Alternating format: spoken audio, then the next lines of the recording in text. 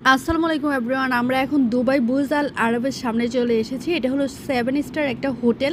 Dubai এসেছি আর এই হোটেলটার কাছে আসবো না, এটা হতে পারে না। আমরা একটু ঘোরার জন্য বের হয়েছি। এইখানে কিন্তু ওয়াটার পার্ক আছে, এটার পাশেই এই ওয়াটার পার্কটাতে আমরা আজকে ঢুকবো।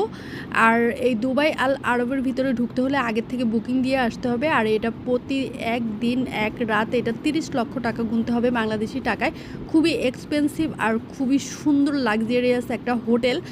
আমার তো অনেক ভালো লাগছিল। আর আমরা এখানে একটু পিক তুলছিলাম। পিক তোলার জন্য অনেক সুন্দর সুন্দর জায়গা রয়েছে এই সাইডটাতে। এরপর আমরা চলে যাব সমুদ্রের পাড়ে। সমুদ্রের পাড়ে যে চলে যাচ্ছি, এইখানে যতগুলা বিল্ডিং দেখা যাচ্ছে সব কিন্তু হোটেল। এই যে জাহাজের মতো একটা বিল্ডিং দেখা যাচ্ছে, এটাও কিন্তু হোটেল।